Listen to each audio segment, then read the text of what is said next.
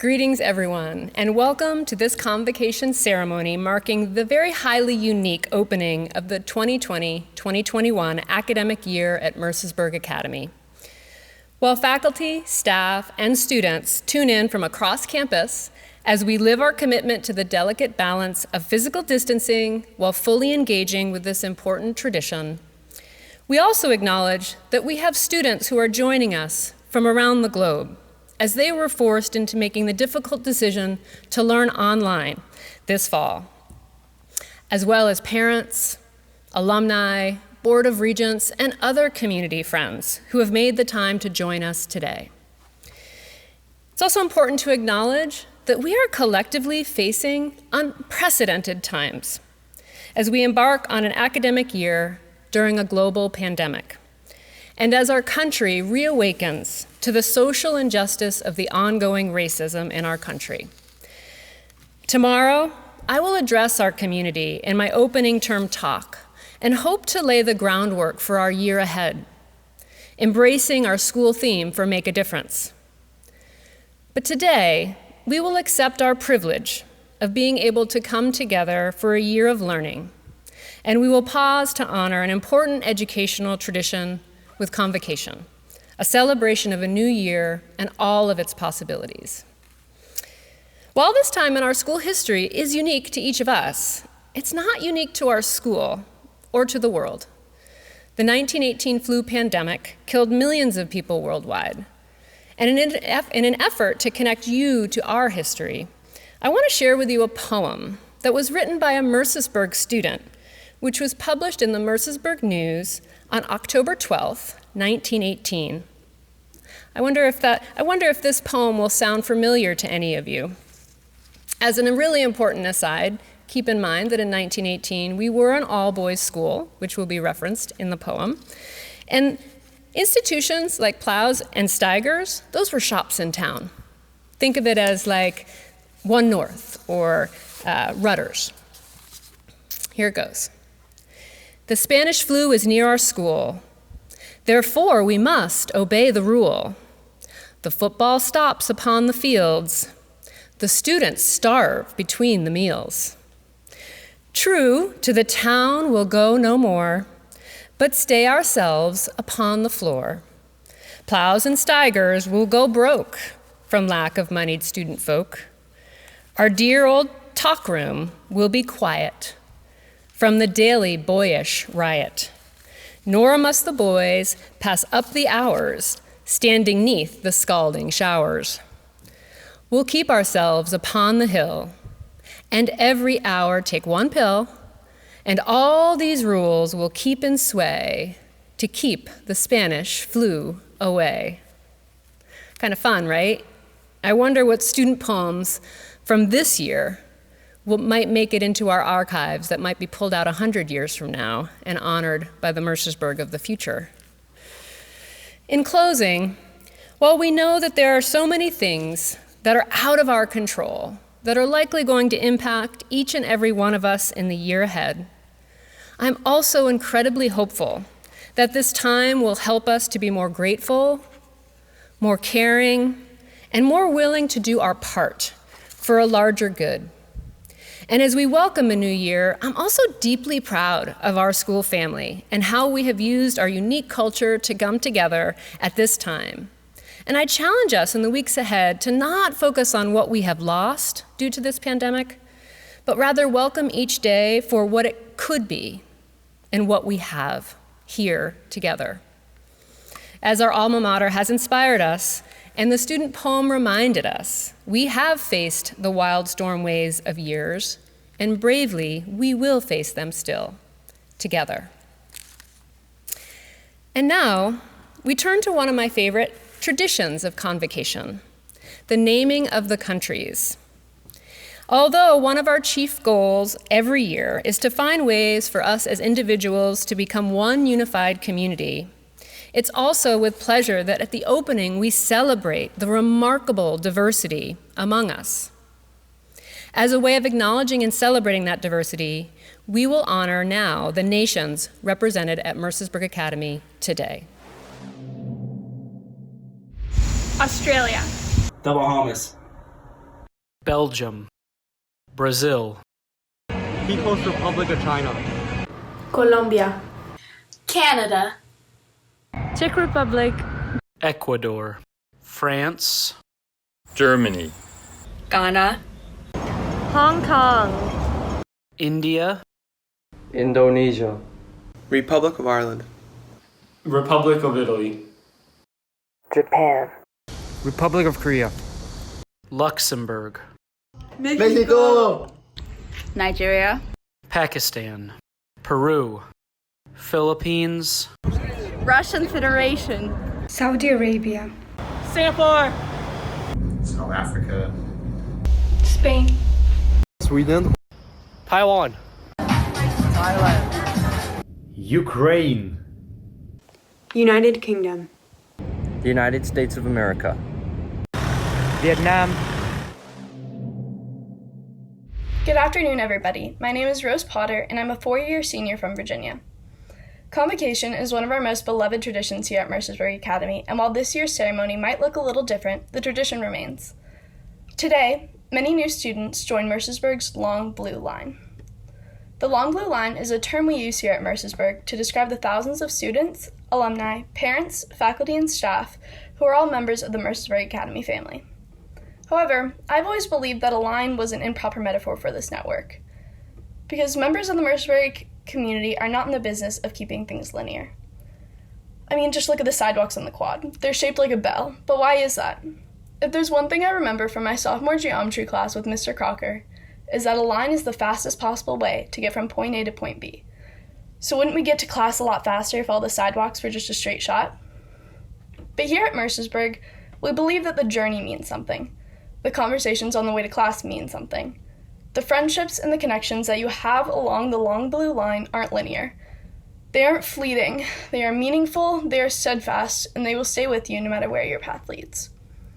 To the class of 2021, as we begin our final year here, it's easy to get caught up in life beyond Mercersburg. However, I suggest that we fully take advantage of our senior year, because if it's anything like the last three, it'll be over in the blink of an eye. It has been an honor to spend these past 3 years growing up and making memories with you all. To all the incoming students, whether you're a postgraduate, a transfer student, or this is your first year of high school, welcome home. You're going to love it here. Lastly, to all members of our community, whether you're joining us on campus or taking classes virtually this trimester, remember that no matter where you are in this world, you are forever and always part of our winding Long Blue Line. Thank you. It is customary for two very prominent awards to be given each year at Convocation. The first, the Culbertson Scholar, was established by the F.M. Kirby Foundation of Morristown, New Jersey, to honor the late John H. Culbertson of the Mercersburg class of 1924. The objective is to recognize a student entering the 10th grade who gives evidence of exceptional promise and who has already demonstrated outstanding accomplishment. The two established Culbertson scholars now in school are Ryan Bland, class of 21, and Monique Garcia, class of 22. I am pleased to announce that the Culbertson scholar chosen from the lower Midler class this year is Greta Lawler.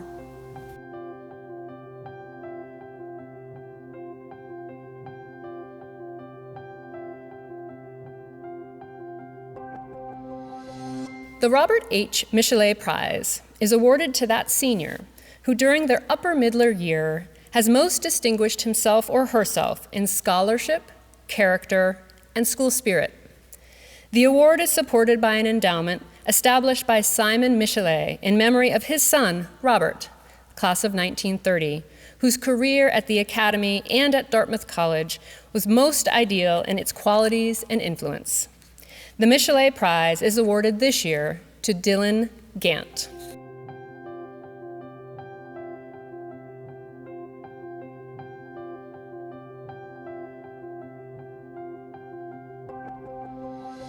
At the end of last year, 2 faculty members retired after long service and devotion to the students of Mercersburg Academy. The pandemic prevented us from honoring them properly at the end of the year, and while we still cannot come together as we start this year, I wanted to take a moment to express our appreciation for Richard Rotz and Sue Malone. Their combined service of 65 years to Mercersburg Academy was inspiring, and we wish them both well in their retirement. In addition, over the summer, 2 additional community members stepped down from their important posts for the school.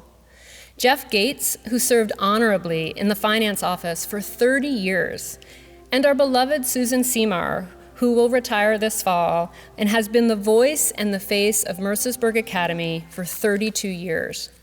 Susan literally greeted thousands of prospective families, making everyone feel welcome and at home. Please join me in thanking Susan and Jeff for their collective 62 years of service to our school. And speaking of retirement, at the end of this year, Director of the Arts, Laurie Mufson, will step down after 22 years. Ms. Mufson will be our convocation speaker today, and Mr. J.D. Bennett will now introduce her. Today's convocation speaker, Laurie Mufson, is Mercersburg Academy's Director of Theater and the Director of the Burgin Center for the Arts. She's also the inaugural recipient of Mercersburg's Palmer Chair for the Arts and a past president of the Lesac Training and Research Institute. When she came to Mercersburg 22 years ago, theater was essentially a club. There were no acting classes, so she did what she had done for 2 other schools before us, by creating an academic theater program and establishing a new golden age for the Stony Batter players. She also helped to build a new home for our actors, as her vision of what our performance spaces could be directly informed the design of the Burgin Center Simon Theater and our black box, the Hale Studio Theater. Her office is often the first stop when theater alumni return to campus because she gives her students and her actors an effective mix of encouragement, love, and a timely push when it's needed. I am personally thrilled to introduce Laurie as today's speaker because my daughter, currently a music theater major, is one of the many fortunate recipients of her expert touch and boundless affection. Laurie, even this last fall, caught a late flight to Columbia, Missouri, so she could see and support my daughter on opening night of Grace's first collegiate musical. So it is my humble and grateful pleasure to introduce Laurie Mufson. Thank you, JD. For the past 22 years, I've walked down the aisle of this chapel, greeted by smiling faces of families and students, eyes full of anticipation. How odd it is to be speaking to you from an empty chapel, yet still eager to see what this unique year holds in store for us, to see how we craft it, to witness how each of us applies our unique creative spirits to navigate this challenge. I believe that faced with struggle, if we each use our innate gifts, our artists within, will guide us to persevere. Now, some things come easy to us. They seem like second nature, a way of looking at the world, a simple way of doing some everyday task, a performance of an action that we do with ease. We don't think about it much because it's so natural. But those things that seem most natural to us, natural to you, that you do with ease and pleasure instinctively, may be the unique gifts that make you you. And those simple natural things may be where your inner artist waits to be called on and grow. When I was a little girl, I attended a progressive school in New York City. And I was learning how to play the violin, and therefore I was part of the all-school orchestra made up of 3rd to 12th graders. Out of 25 violins, I was the fourth violin. I would take my violin home every night and I could practice, and I could hear the squeaks and the squawks, and try as I might, I could not produce those smooth, beautiful, mellifluous sounds as I drew my bow across the strings. I just wasn't very good yet. Now, we were preparing for a concert, and I knew my squeaks and squawks were going to ruin it for everybody. I didn't want to embarrass myself, I didn't want to embarrass my family, and I didn't want to wreck the concert. I really didn't know what to do. And then I got an idea. Now, I don't know where this idea came from, and I didn't tell anyone about it. But come the night of the concert, I was up on the stage holding my violin in perfect form, my bow poised, ready to move across the strings, and lo and behold, no squeaks and squawks. After the concert, my parents congratulated me, but what they didn't know was that as I moved my bow across the violin, it never touched the strings. I think I can trace that back to be the first time I performed as an actor. It was my first real performance. I had a problem I urgently needed to solve. I found a solution. I pretended. It was 1963, and I had never heard the phrase "fake it till you make it." I'm not even sure that it was invented yet. I was also a little girl who had a lot of struggles in school. It was very difficult for me to learn to read. When I saw letters, I couldn't sound out the word because I would see 3 consonants together and I didn't know how to pronounce it. I couldn't figure out how to make the sounds. What I didn't know was that I reversed letters and that they would turn upside down and switch places in the words, and they just looked like gobbledygook to me. Now, there was not a consensus definition of dyslexia until 1968. The first major research book published on dyslexia wasn't published until 1972, the year I started college. My parents tried to support me, but there just wasn't enough understanding of what I was experiencing to really be supportive. So I retreated into myself. I thought I was just dumb. But when I went to dance class at the 92nd Street Y, I could fly. I was free. My home art studio is where I could express my feelings and connect to my creative self.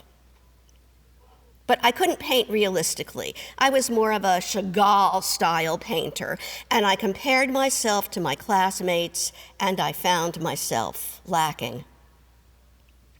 So, in discovering that I could embody my imagination, it opened a door to the theater, a door to performance, to stepping into another person's shoes and seeing the world from their perspective, to a place of collaboration and experimentation, of risk-taking, to a community of like-minded souls with whom to commune and collaborate.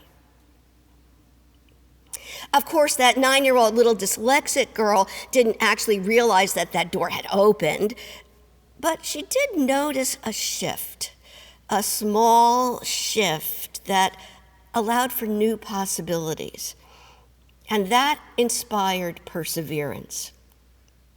It wasn't a fully conscious moment of enlightenment, but when I look back almost 60 years, I can trace that moment with the violin to the beginning of a different way of being in myself.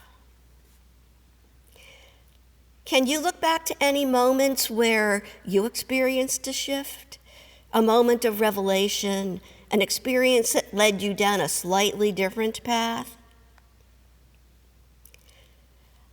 I think we are all born with different levels of ability to persevere in times of challenge. But I also believe that our life experience can change that strength. If I don't work out, I am not going to build the muscles I need to do the things I would like to do in my life. The kind of workout I choose will target certain abilities, will build certain muscles. Our ability to be self-aware and to persevere are also muscles that we can build. We can choose how we build those muscles. We can be purposeful about it. Now, certainly there are things that are beyond our control, like being in the middle of a pandemic. But how we choose to respond, that we do have a choice in. There have been many moments in my life when things have been thrown at me and I have been knocked down. The hand that reached out to help lift me up sometimes came from very unexpected places. If it wasn't for my 9th and 10th grade English teacher, I'm not sure when I actually would have known that my struggle with reading and math, as it turns out, was because of the way my brain interprets letters and numbers. Mr. Moore was very interested in computers, and across the street from our school was a big IBM plant, and they donated a trunk line and a computer setup for him to investigate learning of vocabulary and grammar.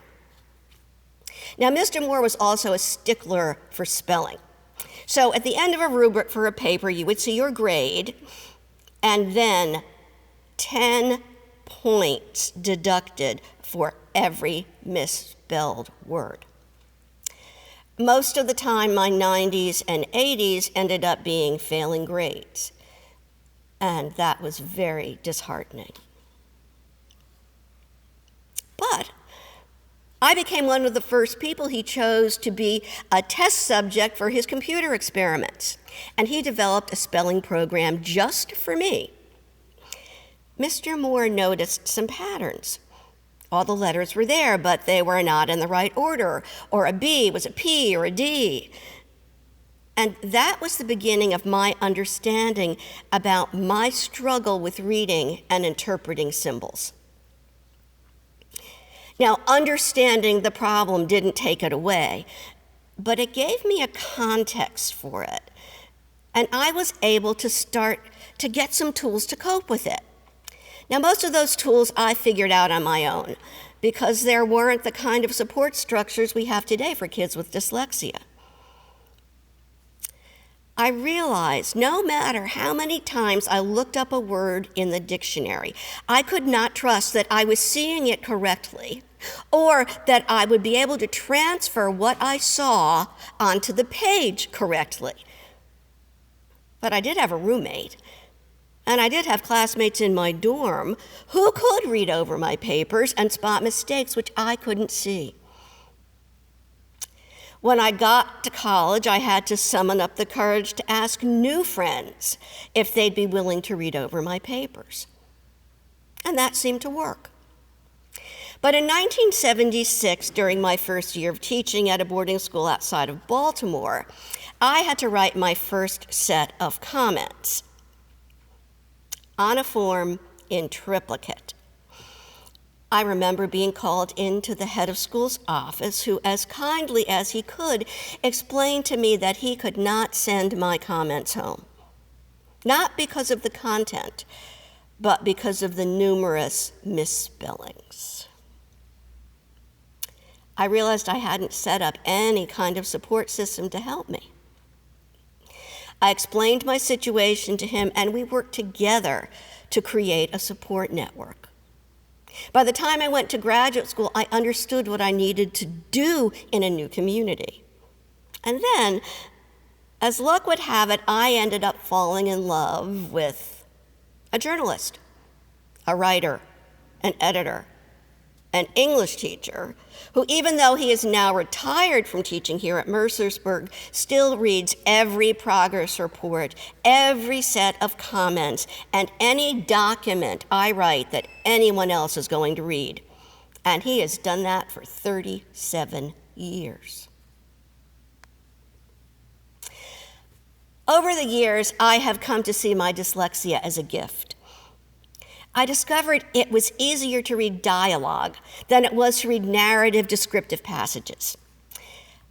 I came to this realization about the same time as my violin concert, So I gravitated to activities where I could use my imagination, where reading wasn't going to be such a stumbling block, where all the kids were playing with purpose toward one goal, not in competition with each other, but as a united group. I took classes in modern dance. I was in school plays. I spent summers in camp in the art barn. By high school, I was attending an art summer school and then pre-college theater programs. I didn't know that I was going to be a theater major when I arrived on the bucolic Wisconsin campus of Beloit College, but they did, enrolling me in a freshman theater seminar taught by the department chair. By the summer before my senior year, I was an equity intern at the professional theater company housed on the campus, opening a new theater complex with our town, which I played the role of Rebecca opposite Ray Liotta, who is probably best known for his film Goodfellas. The rehearsal process I fell in love with is about digging in, to understand characters who have needs, who face obstacles and struggle.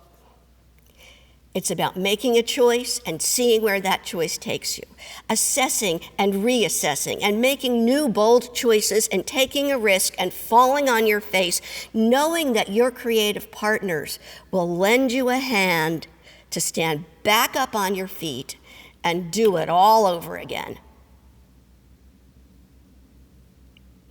Theater makers are researchers, explorers, problem solvers, applying new data to the next iteration of the scene. What freedom it is and exhilarating it is to fly in the safety of a creative laboratory. The gift of my dyslexia allowed me to see differently, to feel deeply, and to step into another world with ease, to empathize. I learned that I was never going to be able to check off that box that said dyslexia, done, solved. It is something that I continue to learn about, to adjust to, and grow with, as I did in all my rehearsals. I realized that I was never going to finish growing as an artist, as a teacher, or as a human being. When I first came to Mercersburg, the school supported my training in Les Sensics, a holistic, comprehensive, and creative approach to all aspects of developing the body and the voice for speaking, singing, and communication. Arthur Lesak, the renowned voice coach and theater professor, became a very important mentor to me. He was 92 years old when I first began studying with him. And any of you who have ever taken a class with me or been in a play with me have been influenced by his philosophy and his kinesensic approach to sensation. I would like to end my talk with a quote from him from a documentary that was made about his life when he was 94 years old. Let me add that he lived to the age of 101, teaching and growing until the moment of his death. I quote, "After I realized that I was developing something meaningful and worthwhile, I realized that I was in a situation where new beginnings could take place. Sometimes little ones, sometimes insignificant ones, but not to me. That sense of always being ready for a new beginning of something, for me, is a kind of lifeline. It's another way of staying young. So let's be ready for all the new beginnings we're about to experience. big ones, little ones, as we face this unprecedented and challenging year, knowing that we can persevere, that the growing artist within us will be a guide, and that when we fall, there will be a hand reaching out to us to help us get up and start anew. Thank you. Now please join me in singing the Alma Mater.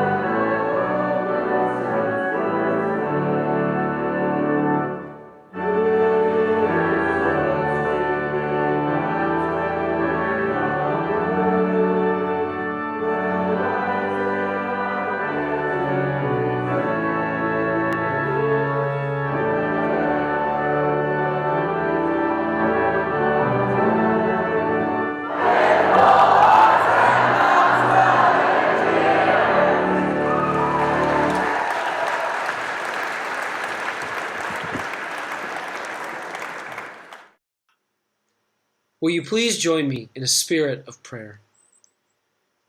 In a time of pandemic, may we care for the health of one another.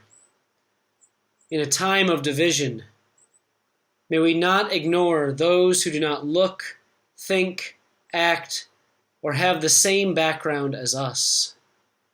In a time of cultural tension, may we be people who seek to listen and empathize, rather than dominate and assert. In a school year that is unprecedented in the history of our community, may we remember that our flourishing is tied to one another.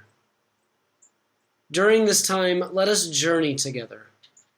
May we support one another, encouraging others when their roads get rough, and celebrating with them when they see success. Just as we support one another, let us recognize that we cannot complete this voyage alone. May we be people who seek out others when we are in need and use the resources within our community to complete the tasks ahead of us. May we be confident in our abilities that have brought us to this place, and may we be willing to trust those gifts when times get tough. May a spirit of wisdom, patience, and love be present within each of us, helping us to share love and kindness to all who we meet along this journey. And when this year is complete, may we look back with gratitude on all that we have accomplished together. Amen.